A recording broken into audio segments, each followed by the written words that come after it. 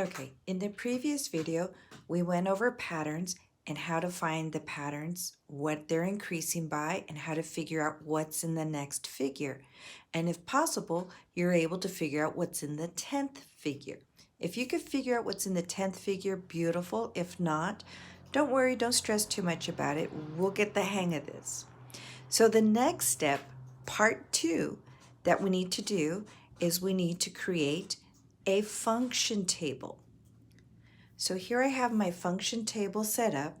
So what you need to do is to create your table, label it on top, put X and Y. X is going to represent the figure numbers. So figure number 1, figure number 2, figure number 3, figure number 4, etc., down to figure number 10. The Y value side is going to represent the number in the pattern. I know that this little hashtag, you call it hashtag, but it's actually called a pound sign, and it's used in place of a number. When you want to say number 1, number 2, you put pound number 1. Okay, so we're going to represent the number of dots in figure 1. So if I go back to my sheet and I look at figure number 1, I had 3 dots. So straight across from number 1, I'm going to write 3 dots. In figure number 2, I had 6 dots. So on my function table, across from number 2, I'm going to put 6. In number 3, I had 9. We calculated in number 4 that were 12. So again, notice when I put these all in a table, you can see my pattern happening. 3 plus 3 gives me 6. 6 plus 3 will give me 9, and so on. So if I wanted to, I could continue down this table, and I could do this until I got to figure number 10. When I get to figure number 10, I will know exactly what is it in here. But if you kind of notice, I'm going up by 3s every single time.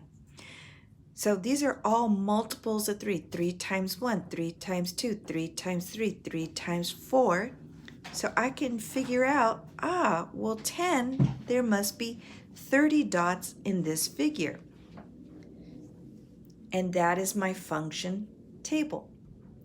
And that's what you're going to be doing with your patterns. If I take a look at the second pattern that we did, this one right here, I'm going to create a function table for this one. So again, I'm going to make my table. I'm going to make my XY table.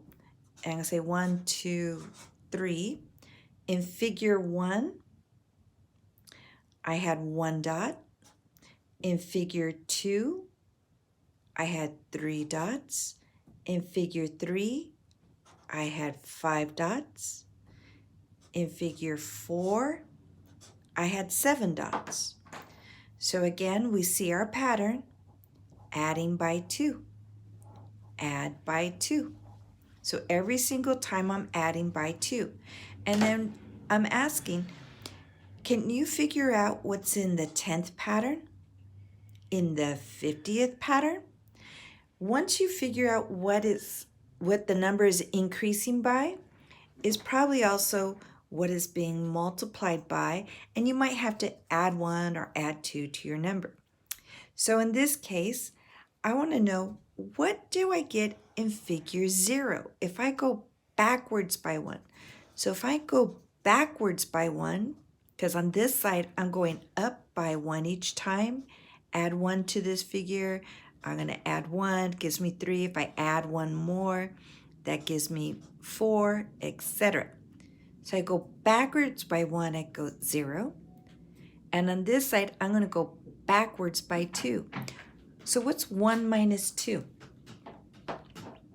That should give you negative 1. Well, we can't draw negative 1 dots. But if we were to show it on the graph, that would say, you owe me a dot. Okay? So in the last pattern, we kind of multiplied by 3 to figure out what each one is. If I multiplied 2 times 2, that would give me 4 and not 3. This minus 1 here says you're going to multiply by 2 and take away 1. That's the math pattern, but we're going to build up to that. So on this one here, can you predict what's in the 10th pattern? I can count all the way to 10, or I can figure out a way to calculate how did I get these, what kind of math problem could I use to get to those numbers using 2? Can I multiply by 2? Do I divide by 2? That's what I need to figure out. So this is part 2 of what you're going to be doing, creating the tables. The final step is graphing the patterns.